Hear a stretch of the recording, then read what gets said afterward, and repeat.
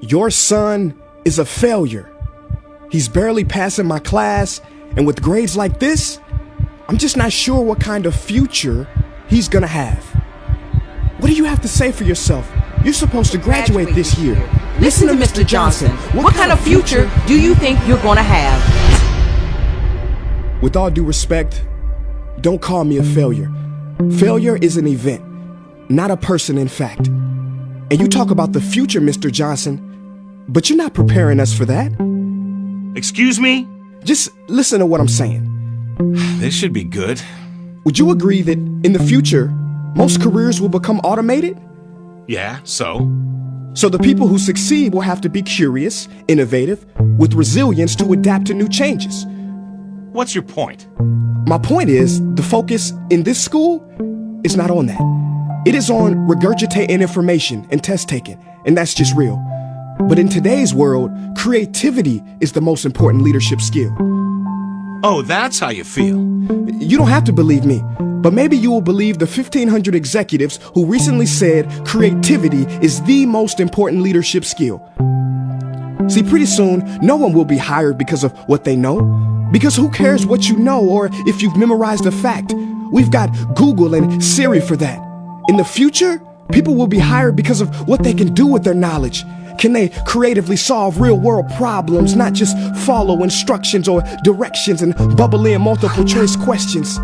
So, Mom, that's why I'm stressed, because these robotic tasks we learn in school should stop. Because no one can do a robot's job better than a robot. Billionaire founder of Alibaba, Jack Ma, said that we should not compete with artificial intelligence, but instead focus on developing unique human intelligence. Mr. Johnson, drills are for teeth, not the human mind. So these repetitive knowledge-based tasks we must leave behind. Or in the future, you're gonna find a lot of people graduating out of your class right into the unemployment line. See, many top companies today don't look at grades. Mom, that old way is expiring. Google has been quoted as saying GPAs are worthless criteria for hiring. Founder of Tesla, Elon Musk, agrees. So I say this with unease and sorrow. If you continue to teach today as you taught yesterday, then you rob us students of tomorrow. Mr. Johnson, I'm gonna keep it real with you. Sometimes sitting in your class is tough. I'm constantly thinking, if I don't look up at the clock, maybe it'll speed up. So I listen to you do my work and pay attention, feeling like an hour had to have gone by, but it was only 3 minutes. So if you wonder why we're bored in class, look, you want to get a kid to hate reading? Give them this, a school textbook.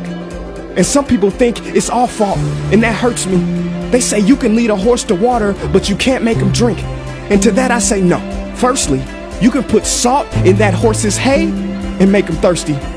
And if you bring joy in your classroom, you can make any bad student nerdy, as he or she discovers the beauty of truly learning.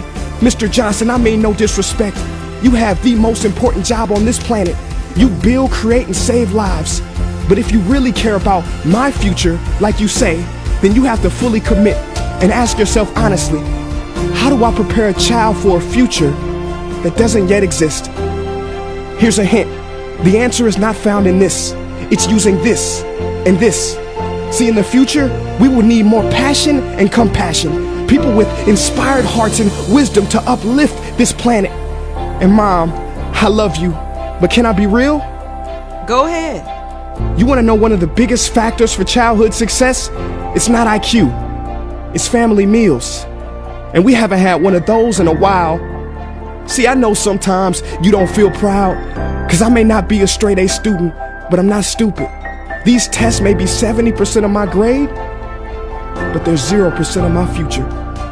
But don't worry, I'll pass this class and get through this. But I need you to give me the space I need to be me and live true. Because the best feeling in the world is that your own parents get you. There's a passage in a book called The Prophet by Khalil Gibran. And if you don't mind, I'd love to share it with you. Go ahead. See, he says, your children are not your children. They are the sons and daughters of life longing for itself. They come through you, but not from you. And though they are with you, they do not belong to you. You may give them your love, but not your thoughts, for they have their own thoughts. You may house their bodies, but not their souls, for their souls dwell in the house of tomorrow. So, Mom, I'd appreciate it if you give me the love that I need to pursue my dreams.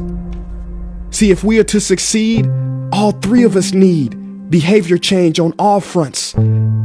We talk about the future, but the future is now, and it is created now by all of us.